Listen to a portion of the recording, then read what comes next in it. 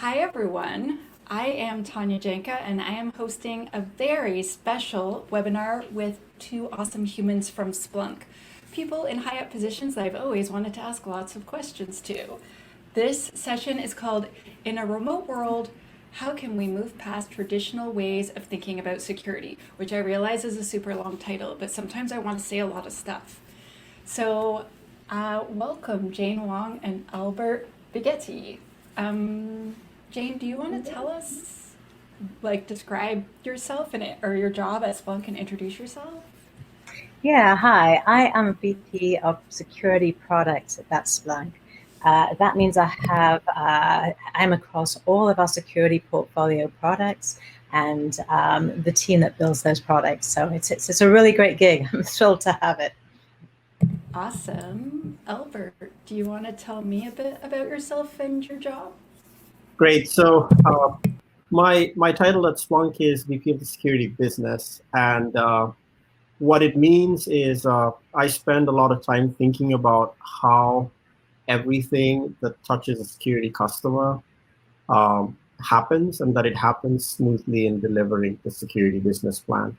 We have a large go-to-market organization that touches sales, pre-sales, customer success, support, all the things that come together to make the magic that Jane generates from the product side land in customers' hands and get supported. And so my role is to just make sure that that orchestra of people that delivers all those things functions smoothly, because it's just like anything you make in the kitchen. It can be messy sometimes, but it's a lot of fun.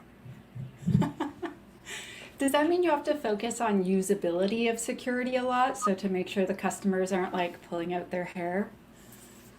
Usability is a huge focus with us, making the products easy to use, but also quick to see that value. There's nothing worse than buying something new and having to take a long time to figure it out and really get the value out of it. So those are big focus areas for us.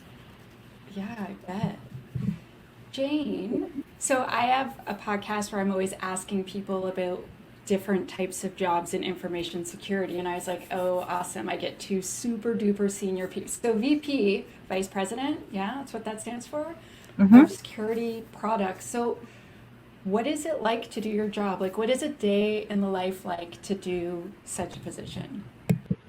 So I think the key as product managers, we could be spun in so many different directions. The key is focus and having a strategy. So together with my amazing team and my really insightful peers, we built a product strategy that we're very proud of. And this enables us to kind of lay out what we're going to do and when we're going to do it. And then we relentlessly execute. Really, everything we do should tie into and align with that strategy. So we're all rowing in the same direction and doing the most important things first. I think everything I think about when I start each day is, how do I focus? Make sure I don't get distracted, help my team focus, most important things first. So that's kind of what it's about. I want to learn that skill. Not getting distracted and just focusing on the main thing. Yeah. Albert, what is it like, kind of like a day in the life of being the VP of security business? It's about the customer. And so there's a lot of conversations with customers. And then there's a lot of conversations with people in roles that touch customers, understanding what it is they're prioritizing and what it is that they're trying to get done better, faster, and simpler. And so it really is about simpler, better, faster all the time. And so, how can I solve your problems faster? How can I make this simpler? And then selling security is actually not very simple. What I mean by that is when an organization has two people, one person talking to every single customer, then it's very simple to have a conversation and say the same thing all the time. Or when you say something different, it's not that crazy of a drift. Now, when you take that and you multiply it by 1,000, you can imagine anybody who's played broken telephone before There's a lot of nuanced messages that can get lost in translation. There's a lot of marketing that you have to do in a way that's coherent. And so making sure that all those things work together, that you have meaningful plays so that you convey the value the tremendous value and innovation that comes out of our platform in ways that customers get it, say they want it, they'll pay for it and they'll consume it successfully. And then coming back and solving customer problems around adoption where they struggle, and enhancing what they use when they are seeing a lot of success. Those things just tie together every day. And so every day is about the customer and how we can make the organizations that touch the customer more, simply better, faster. And the same with our strategy, it's very focused on what those customer outcomes are. So what is the customer going to experience? How quickly? How simply? What new area will we help them secure the environment from what we're doing? So very, very aligned with Albert. I feel like both of your jobs require a lot of problem solving, but then also like really good social and communication skills. Is that fair? Yeah. I bet you both just take for granted like good communication skills and like good like just talking to people, like I bet both of you are like the glue that holds a lot of things together and you don't realize it. I think to be like that high up in an org. I'm only as successful as my team, and thankfully I built a really amazing team, and those folks are just so good at what they do. It's all about them, not me. What I will say is that if you communicate and you spend a lot of time talking to people and listening to people and taking that feedback back in, it makes life a lot easier. Jane and I probably talk a dozen times a day. And then when things are really busy, we talk even more because usually there's a lot of things that we just have to solve. But, Splunk's energy comes from community. We have a large community of security users who really value our product. They're constantly in touch with us, constantly giving us feedback. And so I think our customers make us successful, and our teams internally feed off of that and are driving just a lot of cool things across to make things work. Well, speaking of cool things, we just had Conf 20, and I have some questions for you, and then I was going to totally ask you about the cool event that you had like 2 months ago, because we spent so much time trying to schedule time together. But I have a list of questions. And my first question, you're probably thinking, Tanya already asked a bunch of questions. But my first official question, now that COVID-19 has forced a lot of us to stay home, or for some of us, it's awesome and we get to stay home, are there a lot of changes in how the security team is assessing risk or managing devices and all these other things? So like I know the answer to this to be yes. However, I'm wondering, what were the biggest changes at Splunk specifically? Like, are you allowed to share? And if you can, will you please share? I think some of the changes that we experienced are no different from what many enterprises experienced, but I'll sort of give you the lens that we see it through. There were changes in the way people work. So that's very cliche. You hear it all the time. Organizations basically had to move people and figure out how they could be productive from home. And that's for the large group of people who were fortunate to continue to have jobs that were possible to do from home without a lot of danger. And so, that's always on our minds. But that in itself then changed a bunch of things about how we did business. We had customers who expected us to show up at their sites to execute certain projects, who wanted the projects done, but we had to figure out ways to do those projects remotely. There was organizations that suddenly faced very different demand profiles for products and services that they delivered and had to scale up. or scale significantly down. Again, really painful. If you look internally at our network, there was a whole set of security posture technologies that we had that were completely bypassed because all the work went remote. So if you look, for example, at firewalls and all the data that would normally come into the Splunk environment, if you look at that framework right now, all that data is now distributed in endpoints that are connecting over the internet. So what remote work meant was that security risk shifted and became more concentrated on endpoints.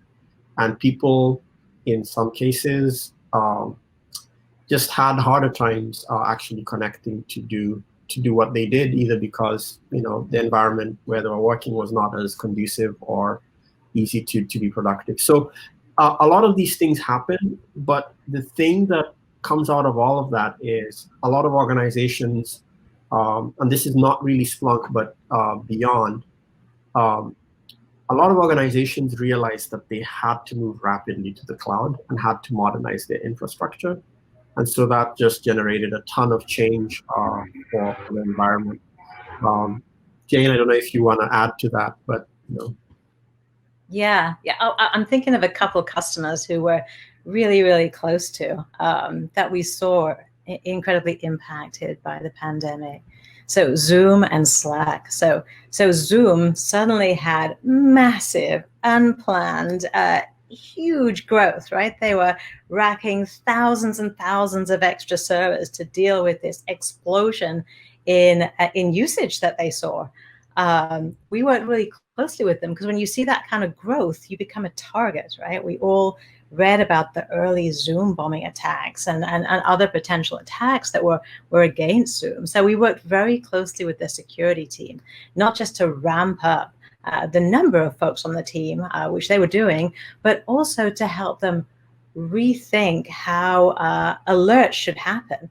Now, they were an early adopter of a new technology we just released a couple of months ago at .conf, where we completely looked at risk as a key element in how we drive security alerts into a SOC. Some users and some systems are more risky than others, like execs are more risky than typical users, privileged accounts, secure accounts. By looking at risk and bringing that into alerts, you can make a really more efficient aggregated alert that takes down how much work it is to be on the front lines in that security operations team. So it was amazing to work on Zoom with that as we built out those capabilities and be an early partner. And the other is Slack. So as part of .conf, I got to interview their interim CISO, Larkin Ryder. She is an incredibly insightful, amazing CISO, and if she hasn't been on your podcast, I recommend talking with her, as she is a really incredible lady. She talked to me a lot about Slack and their transition. So Slack is where work happens. It was an easier transition for them because they already think in terms of spatial and time zone distribution. But Larkin is, and we saw that at Splunk too. We saw conversations that would normally happen around the coffee machine or water cooler, like migrate into Splunk, migrate into Slack. Sorry. But what's clear, what Larkin talks a lot about, is how important visibility is. When you have people working remotely in all time zones, having visibility into all aspects of their interaction, their authentication into systems, how they move data, where they move data, being able to track all that and having visibility onto it is what she requires Splunk to help with. I've actually met Larkin before and already invited her in the podcast, but I feel like I should tell her, well, Jane Wong told me, so she said you would. That's what I'm going to do. See how it goes. She's like, wait a minute. Well played, Jane. That's a good one.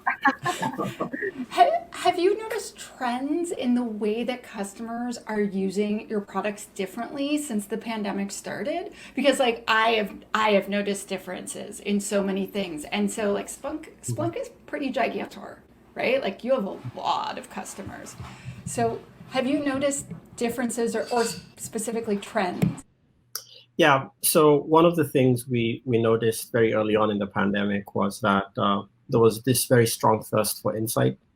The world was becoming very uncertain in multiple ways. There were extreme demands for certain kinds of information. In some cases, the kind of information that people needed was, it was connected to health and well-being. Sometimes it was connected to uptime, understanding where there were bottlenecks.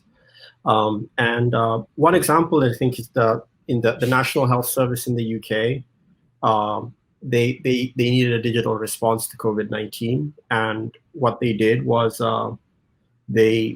they wanted to make sure that they could have their services remain available when their systems were under a lot of stress, and so they leveraged Splunk to accelerate their transition to the cloud during that time, to a live cloud environment, so that they didn't have to worry about managing infrastructure on premise and dealing with that bandwidth requirement because they were facing very uncertain times. They also used Splunk as part of a test and trace initiative, and also, used us for their dashboarding framework for a lot of things that they wanted to make sure they continued to track, including some of the things that landed on their website. They had, VDI service, which is, basically terminals that are connected to central server infrastructure, and, people needed to understand the uptime of those things, and so they used Splunk for that as well. So we just noticed through the whole of. Sorry? What is test and trace? So test and trace is understanding the blast radius for an outbreak incident of COVID-19. Wow. Oh my gosh, that's so cool. Yeah, so basically. I mean, it's not cool. I'm not happy the pandemic happened, but that's so neat. Yeah, no, it was one of those things that, even the University of Arizona as well, they needed to get people back, productive as well. And this is one example where they needed to get going with a system that brought together insight from multiple systems to understand which places were safe to reopen, did they have the right analytics to do it, and so leveraging Splunk for that as well was something really powerful. So everything from how systems work to how people are getting together, to how people are connected, and and how things are being secured. Splunk basically remains a data platform of record for bringing insight to decisions, questions, answers. And if you're able to bring data together, you can make better decisions. So with that premise, we helped a lot of organizations accelerate their COVID response. Yeah, Yes, like early super in cool. the pandemic, it was really meaningful to me to see how Splunk were helping, with contact tracing, different governments, and like the University of Arizona mentioned before, like really helping organizations deal with this. Contact tracing is very difficult. It's worked in some places better than others, and it's very much required to keep us all safe. So one of the other things we saw was all the things that people had to do to understand which systems were working, as well as there was a county in Texas that needed a data analytics platform to run testing. So scheduling tests, understanding availability, etc., for citizens. So Tarrant County in Texas, one of the large counties, and they took advantage of Splunk to build out that end-to-end test platform. So just a ton of use cases. And this is the thing that blows people's minds about us, is how many use cases that you can bring, some of them in cyber, some of them not cybersecurity, but usually connected because it's the same data sets that you're bringing together. So that brings me to my next question, which is, so I attended Splunk Conf 20, and I assume both of you did too. And it covered so many things like visibility, observability, and just like all these ways kind of outside the box of the way I'd previously thought of how you could use Splunk or like any similar type of tool. So my question was, for starters, how much did you love Conf 20, and wasn't it awesome? Biased much? Jane, you go first. Well, I was hired during COVID. I've never met anyone who I work with at Splunk, in person. And this was my first .conf, and it was remote. So I had so many people tell me it's much better in person, but I loved it. I got a ton from it. It was great to participate in and see the energy around it. One of the things with everyone being remote, we saw a huge boost in the number of people who came to .conf too. So that was pretty fantastic. But I am looking for the first one in person next year.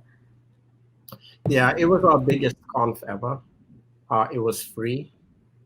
And I know, I went for free. Yeah, and we liked so many things about the virtual format that I honestly believe that future cons will have a big virtual element to them, because it's just so much more accessible. There'll probably be in-person things and virtual things going forward for every major technology company that puts these conferences together. I think part of the reason for that is this pandemic was, or is, probably the largest single global event to happen in many generations. And every time things like this happen in human history, they leave effects that last for generations afterwards, whether it's a war, the 1918 pandemic, whatever it is that you look at, whenever you have events of this scale. So we don't know if travel will ever be the same again, if people will have the same justifications for traveling, and so we know that for some of the things we put together, there will always be a virtual element to many of the things that happen in life. I'm selfishly, I'm really hopeful that things that there's always a virtual component from now on, because selfishly, there's so many things I wish I could attend, but I can't just fly all over the planet all the time. I actually have stuff to do and a job. And sometimes I see things and I'm like, that looks so awesome. And then I look at how much it will cost to fly there. And so if there was a virtual component, so for instance, events that cost money to attend in person, maybe it would be cheaper virtually, or some of it's virtual and some of it's not. I'm, as a conference presenter and a serial conference attender, I'm I started speaking at conferences just so I could get in for free. And so I'm really, really hopeful for everyone. And also because then you can get your message across to so many more people. Do you know what I mean? If you're showing everyone, here's this super cool thing that I built and there's 200 people in the room, that's awesome. But if there's 200 people in the room and then 1,000 people online, and then that recording gets watched 4,000 more times, seems like a lot higher value for you as the presenter. Yeah, absolutely. Absolutely. And also then sometimes you can be I like this talk, this talk, this talk, this talk. And then there's another conference or whatever else attending at the same time, anyway. I've heard of a bunch of people during COVID using their lunch break to attend conference talks. Oh, yeah. Okay, so I have more questions. Can you highlight any cool customer case studies? So I saw a bunch of case studies, but I'll talk about what I saw and thought was cool later. What were things that you specifically felt was pretty cool that customers were willing to share? Yeah, I saw a couple that I really loved, and I have rewatched one of those as well, like you mentioned. Intel was a great one, so I'd recommend that to folks if they want to go look at some of these. They changed a 17-year-old SIM and a 9-year-old logging system that they had been running for a lot of time, to build a brand new cybersecurity platform with Splunk and Kafka. And their goal is to automate from detection through protection through response. And that was a really big project. I think that's a great case study. Another session I really liked was Lockheed Martin. They built an incredibly smart and insightful system to detect insider threat. And they've been working on this for a couple of years now. And they went into a lot of detail in how they identify potential malicious or accidental insider activity and then work with other teams to protect the organization. It was really an amazing session. Great. Maybe I'll just add two quickly to that. So first of all, anything at Conf, this one and past, around risk-based alerting. especially if you watch them in reverse order. So you start with the older ones before this conf, and then you watch this conf, because you see the evolution of an idea, something that started out in the community together with some really expert Splunk assistants that morphed and morphed and morphed. And this year, Jane and the product team delivered it in the product so that it's now mainstream and it's available for all customers. And it's like super easy to use. So it went from this super advanced concept to something that is now democratized and available. And it's a game changer for how people operate in the Security Operations Center. So anything risk-based alerting, just look them up. Those are great talks to have. And there's a couple of customers who've done them over time. And then Arlo, I think that was really cool because, you think about personal security, and cameras that monitor what's going on, and then you think about what Arlo has, millions of IoT devices across 100 different countries, and they have to ensure that their systems are secure while delivering all of this across those environments. So Arlo had a really good story about how they use Splunk to improve security for systems and provide real-time monitoring and troubleshooting, both for reducing time and money spent on IT and security incidents, and how that actually translates into a better experience for customers. So that was really good. But they also talked about business impact, like how you see that translating into releasing products with better features faster for customers. So I found that story quite inspiring. I personally applaud companies that are willing to share security information. Like, we do this and this works well because of that. And here's our strategy and here's the results we got. So there are so many companies that keep all this knowledge to themselves. So I always try to applaud companies that actually share the super cool stuff they're doing and here's how you can do it too, because they're not getting paid to share. They're just being awesome and contributing to the bigger ecosystem of let's try to make the internet actually safe to use.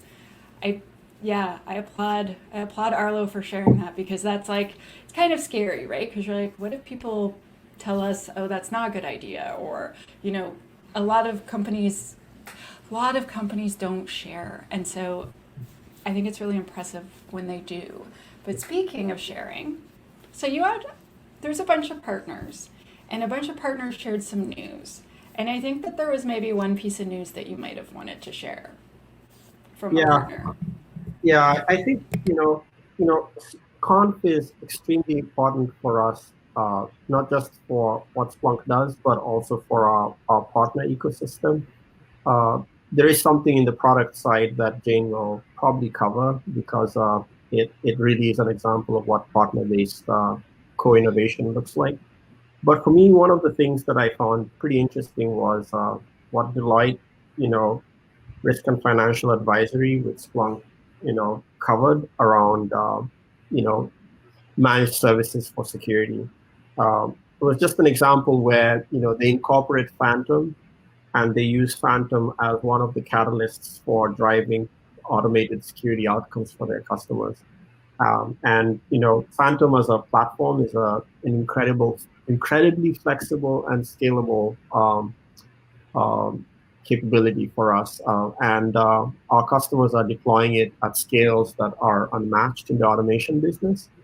And the fact that they picked it up and embedded it as part of a managed service shows the kind of capability that partners can bring when they take Splunk software, their IP, their services capability, and their relationships, and turn that into a win-win for everyone. So that was a good one worth highlighting. Cool. So I'm going to ask what your top 3 product highlights were, but first, were there some announcements that you wanted to share, or a specific announcement that you wanted to talk about that was announced at Conf 20? You're no, I'm not sharing announcements. It's over. If you missed it, you don't get to know ever. No. I think we planned that. We wanted to stump you and just be okay, you just ask the question and let's They're like, no, Tanya, awkward silence for a second. it's none of your business. It's a secret. Man, I am so proud of a lot that we released at .com. For risk-based alerting is fundamentally going to change how SOCs work through alerts in a much smarter way. It's going to absolutely reduce the volume of alerts. It's hard to find good security analysts. And if you do find them, it's hard to retain them because they're always getting poached by other organizations. We have all heard about the global shortage of good security talent. So it's more important than ever for the team you do have to give them the tools to help them be most productive. So risk-based alerting is really, really going to help with that. The other thing we released is a mission control plugin framework. So mission control is our unified security operations platform. This helps having everything in one common workspace, both from initial data coming in right through analytics through to response and automated response. The most common thing we hear from tier one SOC analysts is, can I get a bigger monitor? Can I get a second monitor? Because they have to be in so many different consoles at once.